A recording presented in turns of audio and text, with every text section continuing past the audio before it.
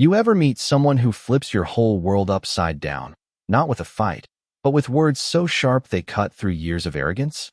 That's what happened to me, Tom Hartley, on the 48th floor of Hartley Innovations, my tech empire overlooking Chicago's glittering skyline.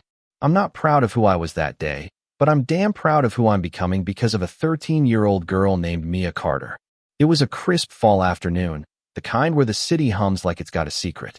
I was in my office, a glass and steel shrine to my own ego, think $10,000 chairs, a desk carved from Brazilian walnut, and a view that screamed, I'm untouchable. I'd built this company from a garage startup to a billion-dollar beast, and yeah, I let it go to my head. I was the guy who'd check his $50,000 watch just to make sure everyone noticed it. That day, I was flipping through a rare manuscript I'd snagged at an auction, some 14th century puzzle written in 5 dead languages: Old Persian, Classical Greek, Aramaic, Coptic, and Medieval French. The best linguists in the city had thrown their hands up, called it unreadable. I kept it on my desk like a trophy, proof I owned things nobody else could touch. The intercom buzzed. Mr. Hartley, Maria Carter and her daughter are here to clean. Maria, my office janitor for a decade, pushed her cart through the glass doors, her navy uniform pressed sharp, her eyes always on the floor.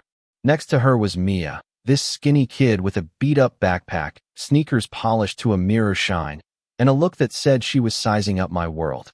I don't know why I zeroed in on her. Maybe it was the way she didn't flinch when she saw the paintings worth more than her mom's yearly pay.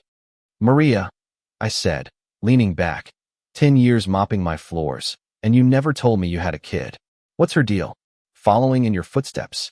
My tone was all smirk, the kind that cuts without you seeing the blade. Maria mumbled something about high school, her voice small, like she was trying to disappear into the carpet. But Mia? She stepped forward, chin up, and said, I speak 7 languages, Mr. Hartley. I laughed hard, the kind of laugh that echoes off marble. 7, huh? What? You count Pig Latin. I was half joking, half testing her, expecting her to back down. She didn't. Spanish, my first language. English, obviously. French, fluent. Mandarin, getting there. Arabic, conversational. German, intermediate. And Italian, enough to read Dante. Her voice was steady, like she was reading off a grocery list, not staring down a guy who could buy her neighborhood. I leaned forward, my watch catching the light. A public school kid from Englewood claiming she's a polyglot? Come on, sweetheart, this ain't the place for fairy tales. Maria's shoulders sank, but Mia's eyes didn't waver. She pointed at the manuscript on my desk. You're showing that off like you know what it says. Do you? That hit me like a slap. I was the king of this tower, but I couldn't read a word of that thing. I'm a businessman, not a scholar. I snapped, feeling my face heat up. Exactly, she said, cool as ice. You mock what you don't understand. Money doesn't make you smart, Mr. Hartley. The room went quiet, just the hum of the AC and my pulse in my ears. I wanted to fire back, but something in her stare stopped me, like she saw right through my suits and my swagger. All right, hotshot, I said, tossing the manuscript toward her. Prove it. Read this. 5 top translators couldn't crack it. Mia didn't blink. She ran her fingers over the pages, her lips moving slightly, like she was greeting an old friend. Then she started reading Old Persian first, her voice low and rhythmic, like a song from a world I'd never touched. Then Greek, sharp and clear. Aramaic rolled out like a desert wind. Then Coptic. Then French, each language shifting seamlessly, like water changing color, but staying water. I stood there, jaw half open, my whole world tilting. Maria, who'd been invisible to me for years, was watching her daughter with tears in her eyes, like she was seeing her for the first time too. Mia looked up, calm as ever. Want the translation? I could only nod, my usual comeback stuck in my throat. It's about power, she said. Real power isn't gold or titles, it's seeing the worth in every person, no matter their job or their skin. It says the richest man is the one who lifts others up, not the one who builds the highest tower. I don't know if it was the words or the way she said them, but something in me cracked. I'd spent years climbing over people, thinking my bank account made me better. And here was this kid, in a second-hand hoodie, reading truths I'd never bothered to learn. I'm sorry, I muttered, the words feeling foreign in my mouth. Maria looked up, shocked. Never heard an apology from me. not in 10 years. But Mia shook her head. Sorry, just a start. Actions count. I've got 3 conditions if you mean it. Conditions? From a 13-year-old? I almost laughed again, but I nodded. Go on. She held up a finger. 1. Apologize to my mom, by her full name, Maria Carter, for treating her like she's nothing. Another finger. 2. Use your money for good fun scholarships for kids like me, expand free language classes at the library, and give service workers like my mom a real shot at better jobs. Third finger. And 3. You learn Spanish, with me, at the public library, no fancy tutors, just a wooden table and a notebook. I stared at her, this kid rewriting my rules, and I said, deal. That's when everything changed. I showed up at the Chicago Public Library that next Tuesday, feeling like a fish out of water, clutching a $5 notebook from Walgreens. The place smelled like old books and coffee, nothing like my polished office.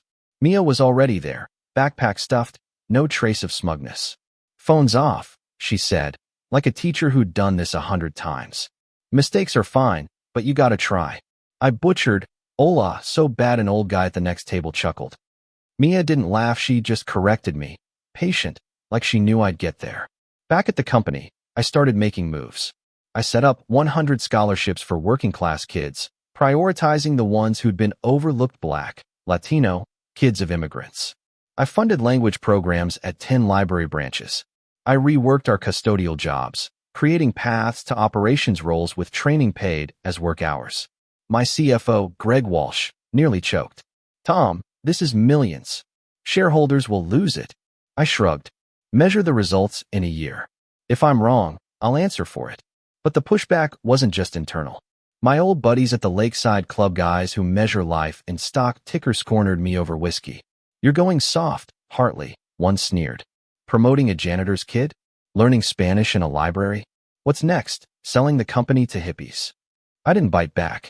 I just said, her name's Mia Carter. And I'm learning more from her than I ever did from you.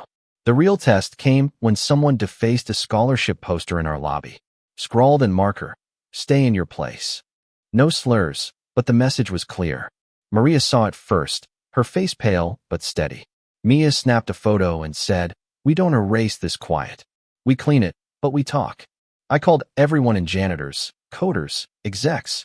This is about Maria Carter, Mia Carter, and every person we've made feel small. Whoever did this, own it. A junior manager, face red, stepped up. I was pissed about the changes. I didn't mean it like that. Maria looked him in the eye. Intent doesn't undo the hurt. You want to fix it? Join our listening circle. Learn my name. We kept the poster, framed it with a note. Defaced, repaired, stain kept to remember. That became our mantra. We started listening circles, round tables, no hierarchy, where people shared stories of being invisible. A coder admitted he'd been mocked for his accent. A security guard said she'd been called girl for years, never her name, Aisha. Mia ran those sessions like a pro, asking, when did you feel unseen? And waiting, never rushing. Slowly, the company started to breathe differently. The numbers backed it up. Turnover dropped 30%. Safety incidents fell 25%. Our applicant pool doubled. People wanted to work for a place that saw them. But not everyone was on board. A local blog ran a hit piece. Hartley Tech's woke stunt. CEO plays student to janitor's kid. Comments were brutal, questioning Mia's skills, her mom's promotion. Mia didn't clap back online. Instead, she organized a library event, not a show, but a co-reading with 3 professors, proving her languages in a room full of books, not cameras. She read the manuscript again, side by side with scholars, her voice weaving through Persian and Greek like it was nothing. When a skeptic yelled, "Why's a kid doing this?" she said, "I'm not taking your job. I'm showing you can learn at any age, if you're not too proud." That night, I signed over $300 million to the Mia Carter Foundation for Human Dignity, run by Maria, advised by Mia's library teachers, Mr. Khalil, a former Cairo professor, and Ms. Lin, who'd taught in Shanghai. No Hartley Tech logo, just people's names. The board was skeptical, but the data won them over. Even Greg, my CFO, came around, admitting he'd misjudged Maria. "I thought she was just a cleaner," he said. "Turns out, she's a better leader than I was." A year later, the 48th floor looks different. No more walnut desk, just a round table, photos of library classes on the walls.